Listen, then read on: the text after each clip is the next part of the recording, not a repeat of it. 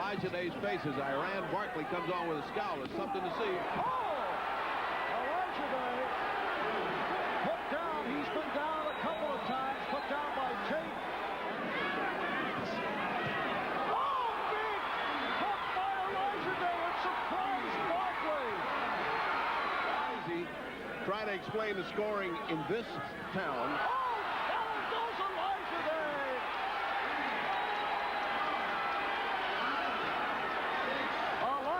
Put down for the second time on the bout, and he is hurt. He's really hurt this time. And here comes Barkley. Olajide trying to find his legs. Olajide is really hurt. We are early in the round. Referee Mercanti trying to decide whether to step in. Olajide cannot get away. That was a desperation attempt. This one is over. If Barkley would settle down, the referee would stop it. Barkley throwing everything at Olajide. And now it is stopped. It is all over, officially. Initially tonight, I suggested that we relive the Tommy Hearns fight, but which you went to 12 rounds and, you know, did very well against, you know, an all-time great. But you said you'd rather look at the Iran Barkley fight again, where you got stopped in 5 rounds. Tell me about the logic behind why you were more keen to watch that one again tonight. I think it really helps with kind of like exercising my demons, because every once in a while, this is, for me as a professional fighter, this fight bothered me more than anything, because it was the fight that just consumed me more than any other fight that I ever had. This fight was like, it's almost like, you know, when you have a ritual and you know, you're tribal, you have a ritual to become a man, you have to go out and hunt the lion by yourself kind of thing. That's what this fight.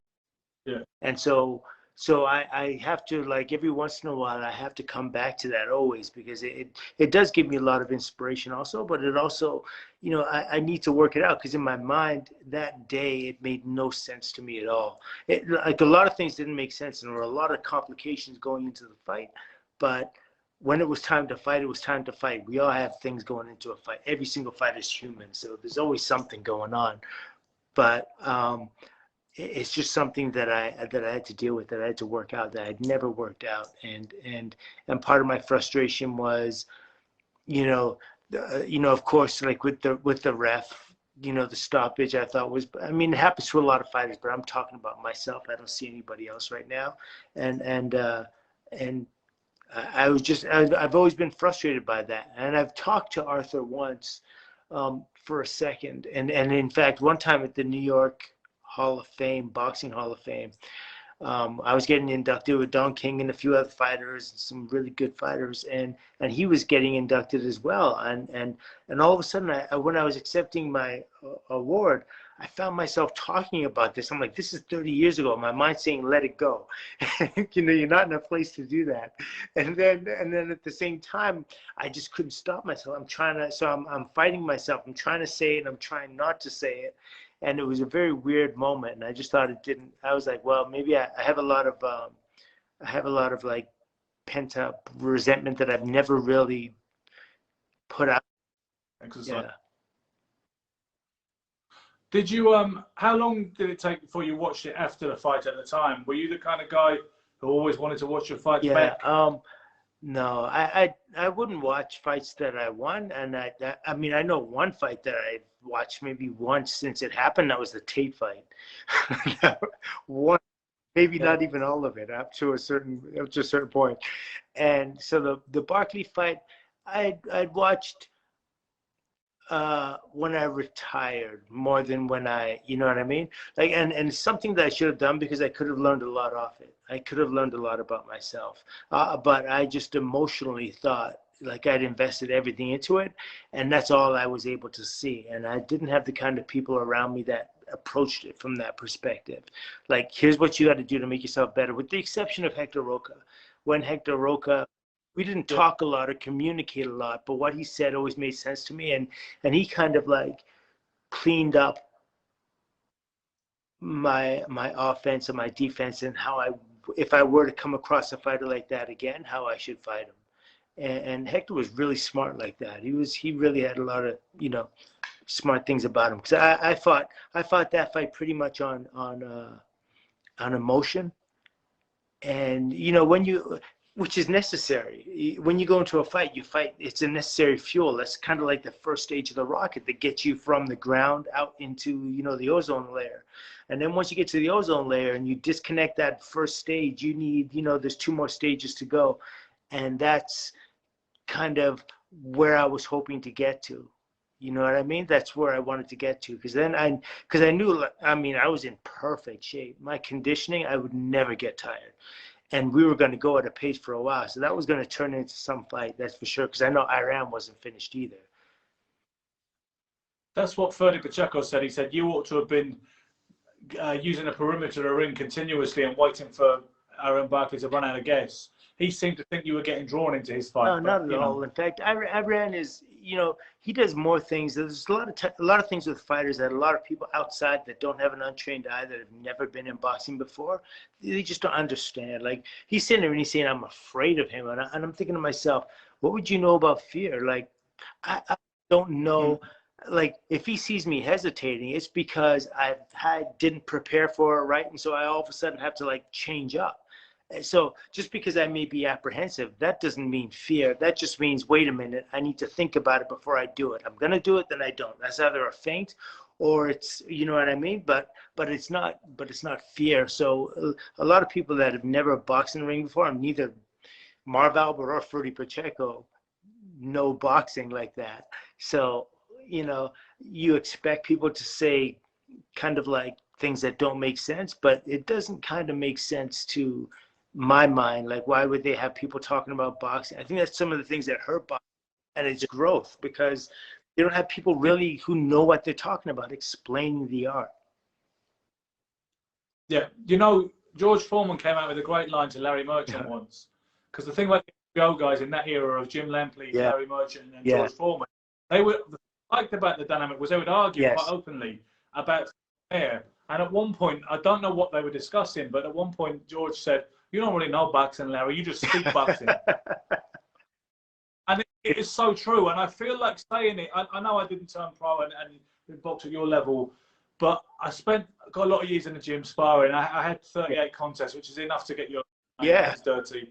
And sometimes I just feel like some people are very knowledgeable. They've got great historical perspective, good at tipping on fights. They're even good at, but there's something they don't get sometimes, and you feel like saying, you don't know boxing, you just speak boxing. Having said that, Silk, there are ex-fighters who box at an incredibly high level who talk a lot of rubbish. Yeah, absolutely. You can't win. No, you're absolutely right. I hear that a lot, and you kind of have to give it to them because that's their experience. But they're the kind of guys that think that their experience is everybody's experience. You know what I mean? So they think because it happened to them, that's what's happening to the guy in the ring, and it's not necessarily so. You know, so I don't know. That whole thing to me was, I would give up my 27 other wins just to win that one, and that had always been the way, because Iran and I were kind of. I remember the first day that we really started to get on each other's nerves. We were in the garden watching a fight. And we're both on opposite side of Mike Tyson. So Mike's here in the middle, Iran's there, and then all of a sudden, you know, I don't know, he's kind of quiet, not really saying much, and then Iran's like, and then Mike is like, "Yo, Michael, Silk Olajide." He kind of Mike sort of like stirred it up a little bit, and then we started to go at each other. You know what I mean? And then from there on in, from that day forward, we had a sparring partner. I had a sparring partner named Kenny Woods, who also used to spar with him. And he'd bring words back and forth from camp to camp. And then it just started getting evil. We were both the kind of guys that, like, as rough as Iran is, or may look or appear, he's not one to, like, he's not taking it to the street. You know what I mean? It's like, he's not that type of dude. But there was times when we were at the press conference and we were right in front of each other that it was like, that if somebody moved like quickly or flinched, it would be on. Like we just would, it just got that tense, and it would have been full out, not just one. We would have been going at it. So, um, it was we had by the time that fight was ready to go off, it was that kind of like we just wanted to get in the ring and just kill each other kind of thing, and those are good fights. Those are, and that's why you also want to see that play out to the end. It's boxing. It isn't tag. It isn't like, you know what I mean? It's like you want a definitive end, and I've often wanted to ask him, was that a definitive enough end for you? Like, did that complete you, that victory? Because I certainly didn't give up. And I certainly, like, right away when he was throwing punches, and I feel my legs giving up, but my brain and my upper body is good. And I'm falling back and I'm making a miss. And I see the referee coming into play, and it's all slow motion. And I'm saying to myself, I'm like, don't you fucking stop this. Don't you dare. And I see him coming in closer like this, and I'm moving my head. And then he grabs Barkley and goes like this. And I just exploded. It was the worst thing that had happened to me so far in my life. It wasn't the worst that would happen, but the worst thing that happened up to that point. That was pretty bad. I was blown away, because that was something that, you know, you want to go out on your shield over this one. You know what I mean? Yeah, and I do, looking at it back again, then I do think it was maybe a tiny bit premature, because you were in a worse fix just a seconds earlier, and you seem to have adjusted and gone with it, and you were starting to ride shots and lay back and block the odd punch, to the point where I think he could have looked at it for a bit longer. But I felt him slowing, like he was slowing down. His punch output was definitely slowing down, and I don't know if my history and my fights have always shown that when I get hurt, I always come back, and you know what I mean? It's just something it's in my nature. It's like as a kid, I always had to get the last laugh, and I always had to get the last slap kind of thing. So hopefully that would have also turned over in the boxing thing. You know, my friend Ishan Pickering a few minutes ago, a former fighter himself, he was British, Commonwealth and European champion, and he boxed under the name of Brown Sugar, so he was kind of coming from our kind of tradition. And he asked me, are you still involved in professional boxing today? I'm not, and I'm kind of getting the itch too. I think training fighters, that's something I'd love to do. But I've just been so involved in, you know, the fitness end of it, and it's been really good to me, and it's just something that now that I'm at an older stage in my life, I feel like I can dedicate myself to a fighter. I had trained a few professional fighters before, but you know, the game is just so ugly, it's dirty. Like I trained a couple of guys up to the point, like one was like 2-0, the other guy got to about 6-7-0, and he just started to show signs of disloyalty, I guess you'd say. And you know, I'd got him to 6-0. He was really nice. He was a welterweight. He could have done very well for himself. And I just said, you know what? If that's what you feel, then go ahead, do your thing. You know what I mean? And I was like, okay. And so he went with another manager, another trainer, and it didn't turn out very well for him. But that's just the way it goes. Sometimes I may not have been the right kind of personality for him to work with either. But who knows? Silk, I think we need to weigh this up. Let's look at the upside. You can train fighters for a pittance of money, probably end up spending money training them, or sacrifice while you train them, just to expose yourself to all the pitfalls of disloyalty, disappointment, heartbreak. Or you can train a bunch of Victoria's Secret models for good money. Which way do you go, I think I'm going that way, right? I think I've been going that way for like the last 20 years. I kind of like, my brain tells me, but you know, like disloyalty, I think it exists obviously in every single profession, but in boxing it seems disproportionately so. It's just so, like I was saying, like the guy that was in my corner was just like, the fight before, he was just telling me how much he loves me. He's like my son. I'm like a son to him, all the rest of that kind of stuff.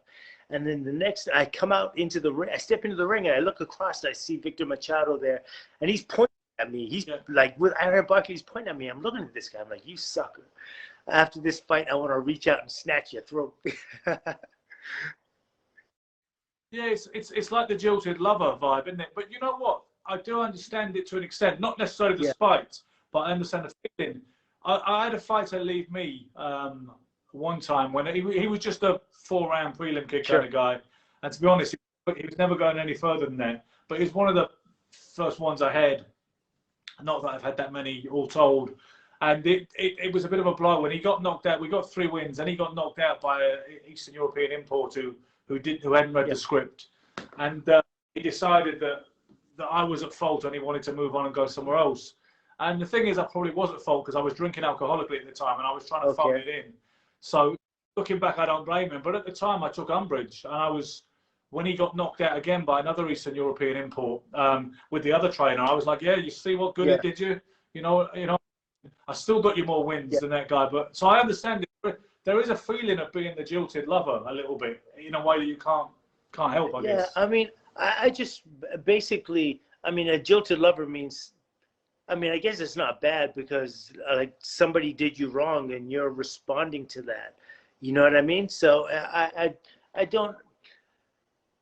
I dealt with it. It's not like, you know, the immediate effect, what they wanted is what they got. Like I got in the ring and I looked at him and I was like, yo, what is going on here? It's kind of like Twilight Zone-ish because I didn't know that he was, you know what I mean?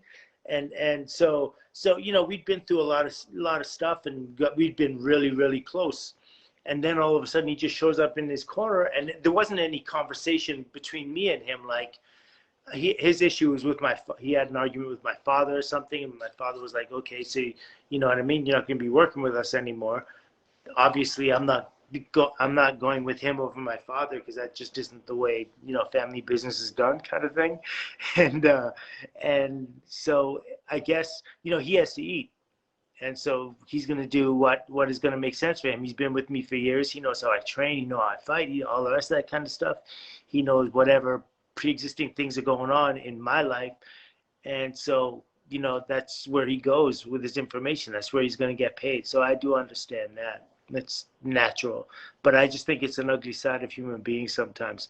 But ultimately, in the end, it's survival. That's how you eat, and so I get that now. I don't have any problem with that.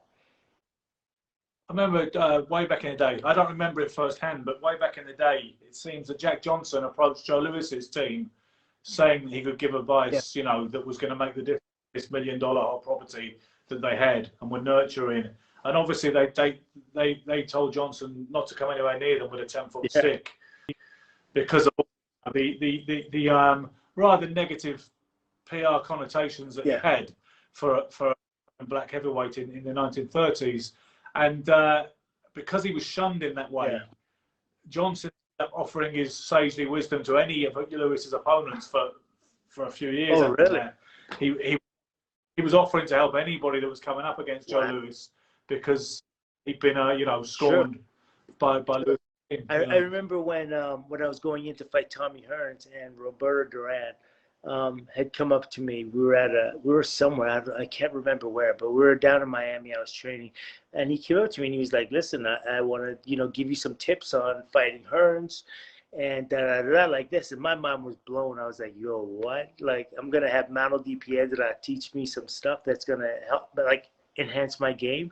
I was like, oh yeah, let's go like this. And then I remember I talked to Angelo Dundee, who was my trainer at the time. He said, and I told him, I said, I'm going to go, you know, to Duran's gym. He was saying this, that, the other. He goes, no, you're not going to go like this. And I was like, I just, you know, it was just one of those things where I guess it was just, you know, one of these, I tend to make decisions based on another person's emotions, and I don't take my own thought into mine. And that's really important. Like, it's an important ingredient when you're a fighter in the ring, because those kinds of fighters that can make a decision that's more or less self-based or selfish in a way, not selfish in a bad way, but is about the benefit of oneself, can make it in the ring. Kind of like Sugar Ray. All the great fighters could do it. You know what I mean? They could make, the corner man may say, you got to do this, that, and the other. Like, nah, I got this. I'm feeling it. What's happening? You know what I mean? And that's why when I look at Hagler, who's a great fighter, but there's times when he's one of the greatest, and definitely one, if not maybe the greatest middleweight fighter of all time.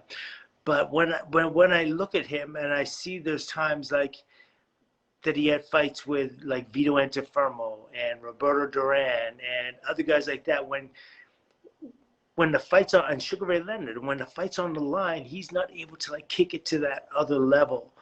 The way the way Sugar Ray, like against Hearns, is like, okay, I get it.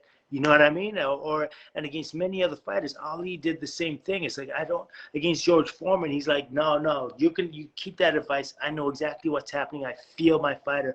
And you have to be like in like that. That's what's beautiful about those kind of fighters, but that's what I lack. And that's what like my confidence in myself to be able to make that decision to, enhance yourself. It may hurt some people. Some of you, yeah, you're going to get your feelings hurt, but ultimately, you're not here to please the other person. Ultimately, you're here to win. Yes. So if it's any consolation, Julian McGowan said what I was thinking, that, Roberto Duran might be the last person to give anybody advice on how to beat Tommy Hearns. But I know it's not simple. It's not that simple. Yeah, really. But, styles make fights, and who knows? There's so many intangibles going into that. But, I mean, there's no way I thought Duran could, I think, if they fought 10 times, maybe Duran goes the distance once. You know what I mean? Only because he's like in total defensive mode. But against Hearns. But his knowledge is just incredible. I thought he could bring something to it, and even just the fact that you're being around somebody like that, gives you an added sense of I don't know, just a sense of self. You know what I mean? Or you're getting experience on something. A punch is a punch. If he's telling me to rock away with it or to catch it, it's something new that maybe it's going to enhance my game. Maybe it was a thing that would have got me knocked out. I guess I don't know now. I'm getting loads of good comments on this, by the way. I'm not reading them because it will interrupt the flow of our conversation, I feel. But lots of people saying, I love this guy. Brilliant insights. Speaks really well. Brilliant interview. So the Silk is still a legend. There's plenty of affectionate, good, approving comments coming your way. Michael, do you regret not fighting Marvin Hagler? Because you must have visualized I visualized him so much. I was I was really close. I was really, really close to making that fight happening. I remember that's one of the comments I made that got me like out of Vancouver. So it was one of these times I was about 15, 16-0, and I was fighting Elio Diaz, who had just his last fight, or a couple of fights before. His only loss was to Donald Curry, who was considered pound for pound one of the best fighters at that time. So I fought Elio Diaz at junior middleweight, and I'd stopped him in the 7th round. And it was a pretty convincing win for me. It wasn't a hard fight at all.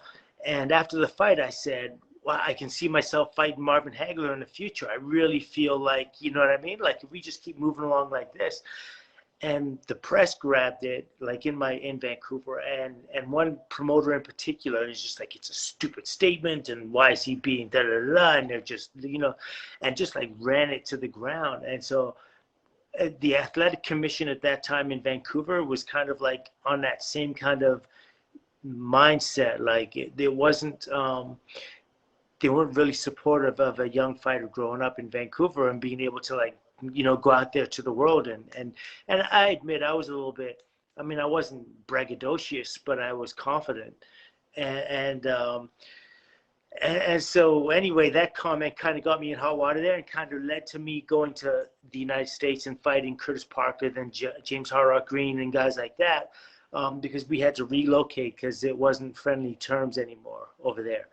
And so I got to New York, and all I did, because when I started boxing, there was a southpaw in the gym who was an excellent southpaw. His name was Jamie Olenberger, and he represented Canada in a lot of international tournaments. And he, by no means was a Marvin Hagler, but all I had for the first 5 years of my boxing career were people coming at me from southpaw angles, and I learned to just counter them. It wasn't convoluted for me, but southpaws were just like the easiest thing after a while, because I'd be able to come back on counters with them that they'd never seen before. You know what I mean? So it's a fight that I always looked forward to, and it's something I always wanted. And I remember when Sugar Ray came out of retirement and he got that fight, and all of us young undefeated middleweights at the time, we all sighed. we all thought like Hagler is slow to step. He's perfect now for us young guys that are just gonna like, you know, pop, pop, pop, pop, step off, get out the way, da da da. He's not gonna have that same fire, you know what I mean? And Sugar Ray came in and did exactly that, and just like, you know, out him and flip and get fancy and get da da da, and just last the 12 rounds and win the decision and kind of like outwork him. And so yeah, it was a little bit like, dang. But, you know, Marvin Hagler, like I said, he's a great fighter, and there comes a time when you're going to have to stand there and prove it. And Sugar Ray is an incredibly great fighter. And to be able to do that for 12 rounds against Marvin Hagler, I thought was amazing. I also think it's a very devalued performance today because of the so-called controversy on the scoring, which I think you probably know it really annoys me. Like, it annoys me to an irrational point. I mean, I cut somebody off who had the ability to do me a lot of good in life just because they had the wrong opinion of that fight. And when I was still drinking, I even told a few people I didn't care if they died if they told them up. Which is right, but that's the way. So, you know, I think it has been chronically undervalued because it is one of the greatest comebacks in boxing history, if the greatest in a single fight. And it was a spellbinding performance. There's no way on earth Marvin won it. And it winds me up so much that there is this enduring, outrageously durable misconception that it was razor thin close. Come on. The only thing that was better than that night, I went to that fight. I was there as a guest. You know, the #1 contender is sitting there ringside, and Marvin Hagler and Leonard come out, and I'm walking in, and the only thing better than that fight was Bo Derek. You ever see that movie 10? Of course, yeah. Bo Derek was right beside me, and she was like sort of like looking and smiling, and I was smiling, and, you know, did a little flirt thing. I was just like, I've arrived. I don't have to do anything else in life. This is good. It definitely to me, that was the only thing bigger than the fight. And the fight was amazing. I loved the fight. It was, you know, I was shocked. I couldn't believe what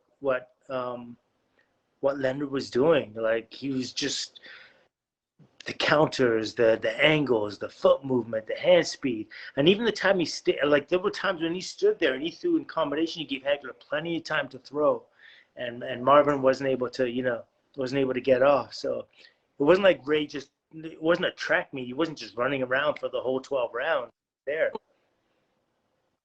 And the thing is, you know, Leonard could punch hard enough to get Marvin's respect, and that was a factor. Otherwise, he would have just walked through him like a, you know, hot butter. Danny Doyle has a question for you. Let me see what it is.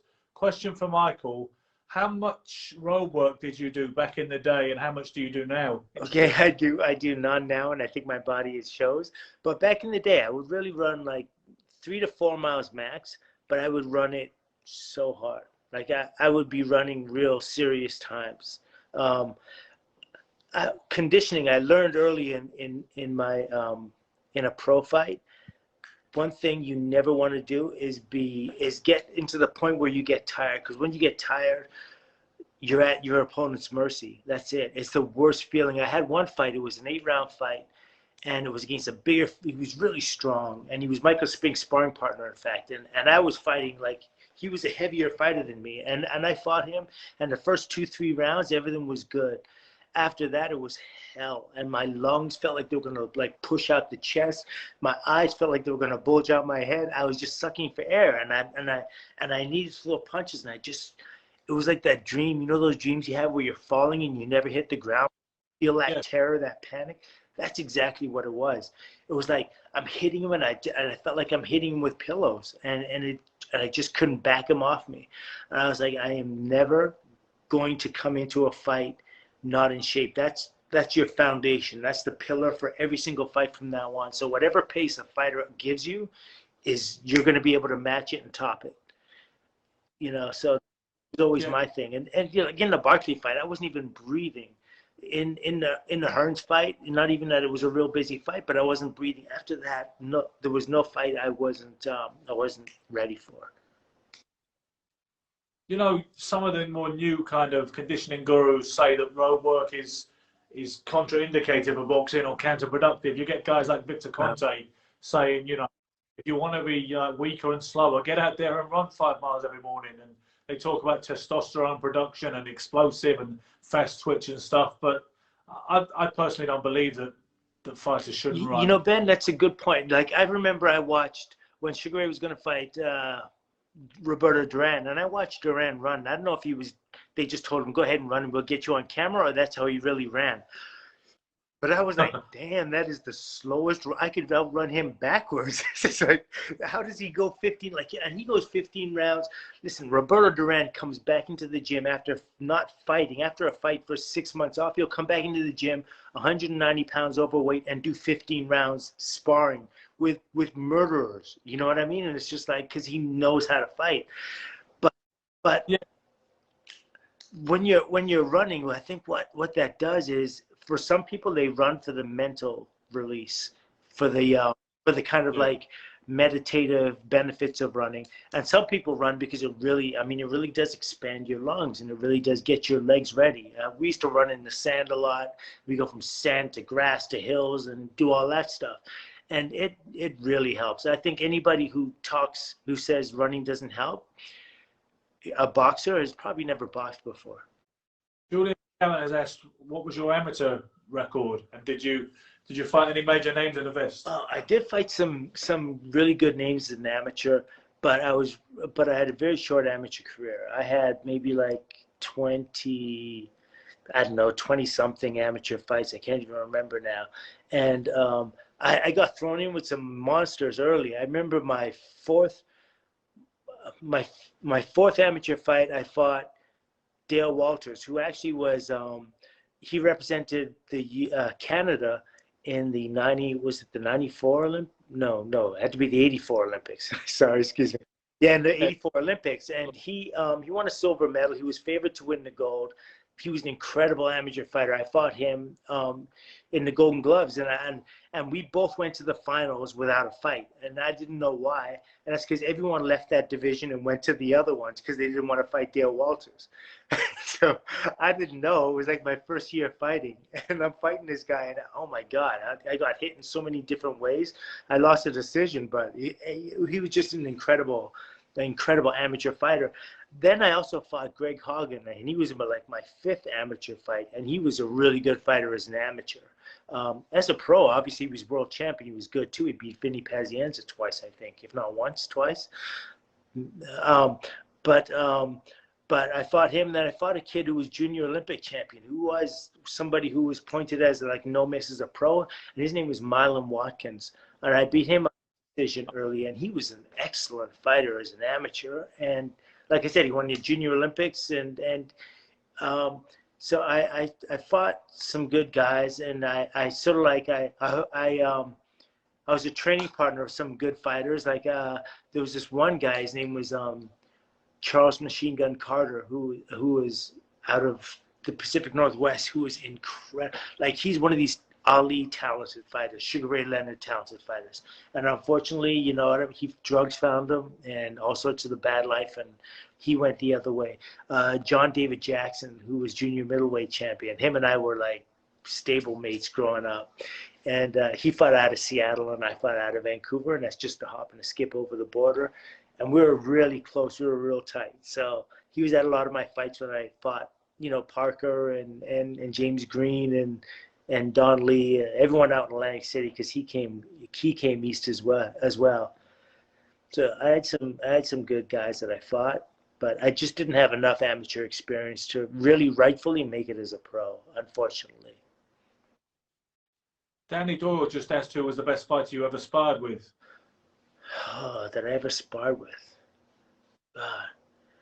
Okay, well, I sparred with some champs, but I didn't. You know, I sparred with Errol. I think it was Errol. Was it not Errol Christie? Was it Errol Christie? Christie, when he was in the Cronk? Yeah. Because he was from Coventry, but he trained with Manny Stewart. He trained with Manny Stewart, but who else was there? It wasn't Harold Graham. It wasn't Harold Graham, no. Maybe it was Errol Christie. It must have been Christie, yeah, because he has a son, right? Yeah, it was Christie. Yeah. So we sparred a couple of times, and he was nice. He was cool. We kind of like strategic boxing. We, you know what I mean, moved around. I sparred Donnie Lalonde. That was madness. That was crazy because Teddy Atlas had him hyped up like on, I don't know what he had him on, but he just came out. He was trying to take my head off, and I was just like making him miss stuff like that. And he was just, wow. I'd never seen anybody so angry. Teddy Atlas had him frothing at the mouth. And I was like, yo, what? And then there's one time Donnie grabbed me awkwardly, and then he threw his weight on me, and he fell, and he hit my knee and twisted my knee. And so my old man got pissed. He goes, you know what I mean? This is over. You guys aren't sparring anymore. I sparred with Mustafa Hamsho. That was a great experience. I got on him. You know, Vito Antifermo. I sparred with I sparred with some guys, but I never sparred with any of the contenders, with the exception of, you know, Errol Christie. And I never sparred with any of the other guys that were.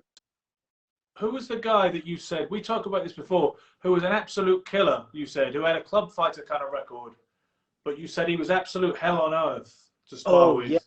Yeah. Yes. Oh my God. Who was he? Come on. Yeah. He was so damn good. Oh my God. He's the guy. He said he dropped Marvin Hagler. That was the word in the gym.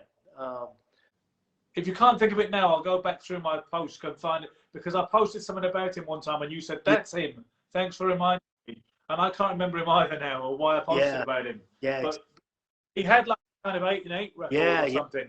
Yeah. But he was just so damn tough and so good. And a rumor to have decked Hagler. Yeah, the rumor was that he had dropped Hagler in sparring, and he certainly claimed he did. And I got in the ring and I sparred with him, and I know that. I mean, I didn't stand there for him to punch me, but I know he went to war. Like, he would not get tired. And when he got into the fight, I was like, "Is this the same guy I sparred with? Are you kidding me?" Because everything just went out the window with him. It was. We were talking about gym champs and guys who couldn't produce it under the lights, and that was why his name came up. After this is finished, I'll go and find out who it is somehow. But Julian McGowan has asked, do you feel that boxing has evolved, you know, in this era in terms of, you know, whatever performance? No, I honestly think that there are select fighters that have evolved and that are taking the game to a good level or a better level.